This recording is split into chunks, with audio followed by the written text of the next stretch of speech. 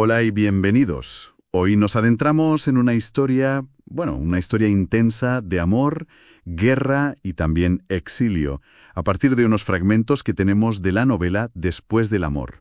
Una novela basada en hechos reales, eso es importante. Sí, muy importante. Nos vamos a Barcelona, año 1933. Imaginen, un tren. Y ahí, un encuentro, digamos, fortuito. Carmen Trilla, que estaba atrapada en un matrimonio infeliz con un médico de la alta burguesía, Ajá. y Federico Escofet, capitán del ejército republicano. Pues ese instante, parece, lo cambia todo para ellos. Efectivamente. Y los textos que manejamos nos permiten seguir un poco el rastro de esa relación. Una relación muy apasionada que desafió las normas sociales de la época, claro. Totalmente. Sobrevivió a la guerra civil, al exilio, pero ojo, dejó cicatrices.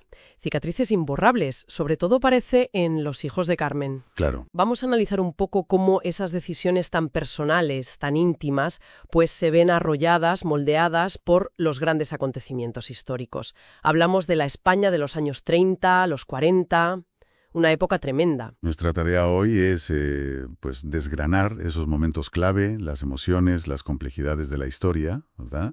Siempre ciñéndonos a los fragmentos que tenemos. Eso es, a lo que dicen los textos. Exploraremos la vida de Carmen antes de conocer a Federico, cómo surge y se desarrolla esa relación clandestina, el contexto político, que es, fundamental, Fundamental, sí. y las consecuencias durísimas del exilio y la guerra. Pues, ¿empezamos este análisis? Vamos allá. Bien, para entender por qué Carmen toma la decisión que toma de empezar esa relación fuera del matrimonio, creo que es clave entender su situación antes. ¿Cómo era su vida? Pues mira, los textos describen su matrimonio con José María Escardó, un médico, como decías, reputado de la burguesía catalana. Ajá. No les faltaban lujos, ¿eh? Tenían una residencia a Villamaría, un piso en la calle Rosellón. Vamos, una vida acomodada. ¿Pero? Pero Carmen sentía una soledad enorme, profunda. Eso lo remarcan los textos, ¿verdad? Sí, mucho. Hay una frase que se repite, sola, casi siempre sola. Se sugiere además un cambio en José María, sobre todo después de nacer su hijo, al que llaman el nene. Un niño que padeció una enfermedad, ¿no? ¿No especifican cuál? No la especifican. Pero a raíz de eso, el marido se vuelve irascible, distante.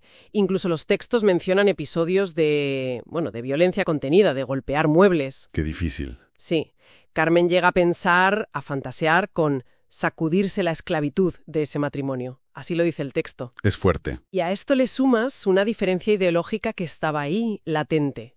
José María tenía simpatías monárquicas, mientras en la calle, crecía el fervor republicano.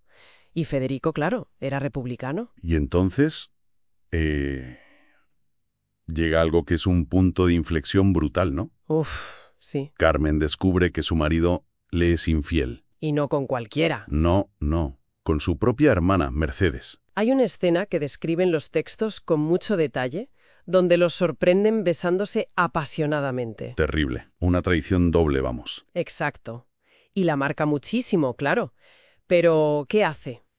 Pues decide, según las palabras del texto, tragarse la deshonra. ¿Por qué? Para evitar el escándalo, para proteger el apellido familiar. Estamos hablando de la burguesía catalana de los años 30. Las apariencias eran importantísimas. Claro. Entiendo.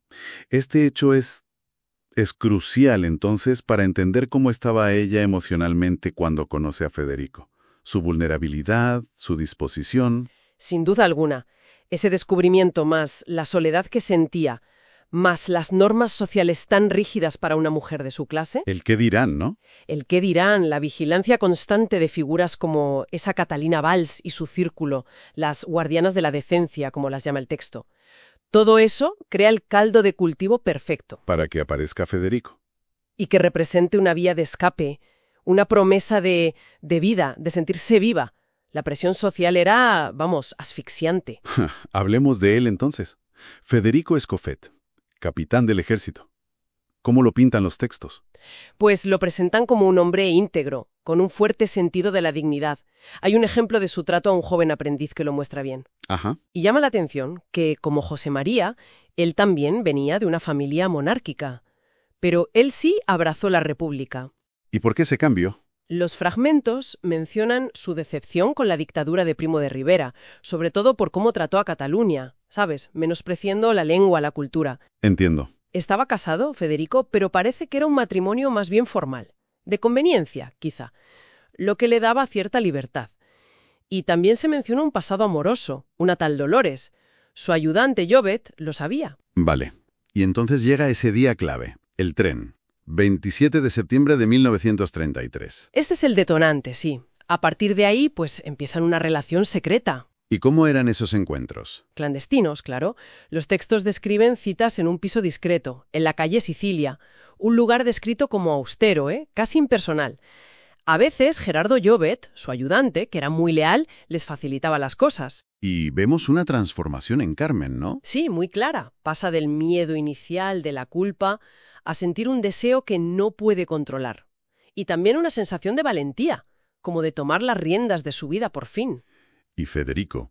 ¿Qué encontraba él en Carmen? Pues parece que valoraba mucho su inteligencia, su criterio. Hablaban de política, fíjate, incluso del derecho al voto femenino, que se acababa de conseguir.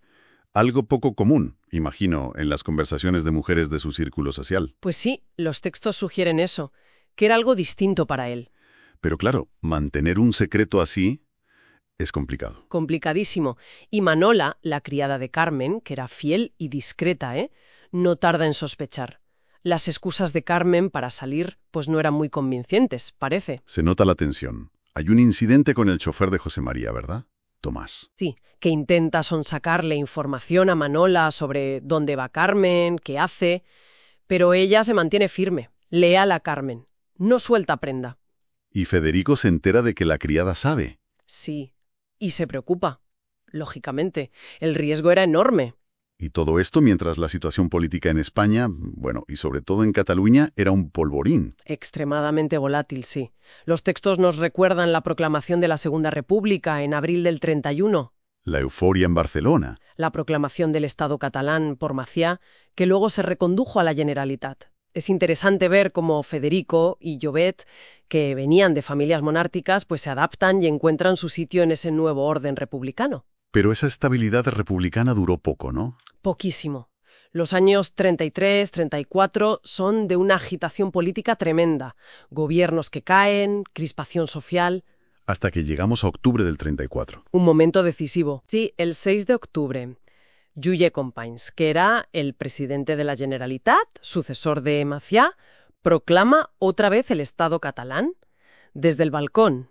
Y la respuesta del gobierno de Madrid es Inmediata. inmediata y contundente. El general Batet, que era el capitán general de Cataluña, declara el estado de guerra. ¿Y Federico qué papel juega ahí? Pues Federico, por lealtad a Companys y a la Generalitat, se ve implicado directamente. Intenta mediar con Batet, pero fracasa. Acaba defendiendo el Palau de la Generalitat. ¿Las consecuencias para él? Terribles, imagino. Nefastas, sí. Cuando la Generalitat se rinde, lo detienen, junto con Companys y todo el gobierno. Lo encarcelan en Montjuïc. En el castillo, sí. Y escribe unas cartas, ¿no? Pensando que lo van a ejecutar. Sí, los fragmentos recogen el contenido de 3 cartas. Una, muy emotiva, a Carmen. Le dice algo así como: ha sido al final de mi vida cuando he descubierto a la mujer con la que me habría gustado escribir los últimos capítulos. ¡Qué fuerte! Otra a su padre, más sobria. Hasta la vista, patrón. Y una última a sus hijas, pidiéndoles que cuiden de su honor. ¿Y Carmen, mientras tanto? Desesperada, luchando por conseguir un permiso para verlo. Lo consigue, gracias a su amiga Soledad. Una visita clandestina, muy angustiosa. ¿Y después de esa visita, tiene un accidente? Sí, con el coche Pontiac blanco que le había regalado José María. Y ahí, bajando la montaña de Montjuïc, lloviendo, en un gesto muy simbólico, arroja su anillo de casada por la ventanilla. Como una ruptura definitiva. Parece que sí. El texto recoge sus palabras. Adiós, José María. Adiós. No puedo soportar más sufrimiento. Es un punto de no retorno, claro. Finalmente, la pena de muerte de Federico no se ejecuta. No, se la conmutan por 30 años de reclusión. Un alivio enorme, claro. Pero lo destierran. exacto. Lo mandan a Cádiz, a la prisión militar del castillo de Santa Catalina. Los textos describen el viaje en barco desde Barcelona, esposado con otros oficiales. Muy penoso. ¿Y Carmen no se rinde? No. Vuelve a tirar de su amiga Soledad y emprende un viaje larguísimo en tren, lleno de incomodidades, para poder visitarlo en Cádiz. Y es allí en Cádiz donde le da una noticia importante. Sí, le revela que está esperando un hijo suyo. Pero la política española es una montaña rusa en esos años. Totalmente. En febrero del 36 ganan las elecciones el Frente Popular. Y una de las primeras medidas es una amnistía para los presos políticos del 34. Así que Federico El jefe de la policía, vamos. parecía que por fin se abría una nueva etapa para ellos. Podrían vivir su amor con más libertad. Parecía sí. Pero estábamos en 1936 y en julio. Estalla la guerra civil. Y la guerra lo cambia todo. Otra vez. De forma irreversible. ¿Qué pasa con Carmen? Ya estaba separada, ¿no? Sí. Había pasado por un proceso de divorcio bastante desagradable. José María la acusó de adulterio, ella guardó silencio, vivió un tiempo con su amiga Soledad, pero José María se llevó a los hijos y ya vivía con Mercedes, la hermana de Carmen. ¿Y Federico? Absorbido por sus responsabilidades, primero en la retaguardia, luego en el frente. Y llega el final de la guerra en Cataluña, 1939. Sí, la caída de Cataluña ante las tropas de Franco. La última misión de Federico es escoltar al presidente Companys y al gobierno republicano hasta la frontera con Francia. ¿Y Carmen? Carmen tiene que cruzar la frontera sola, como una refugiada más, por Le Perthus, con lo opuesto y un futuro totalmente incierto. El exilio. Los textos lo describen como algo brutal, ¿verdad? Brutal. Vemos a Carmen sumida en la angustia, el frío, el hambre, la despersonalización de ser una más en esa masa de gente desesperada que huye.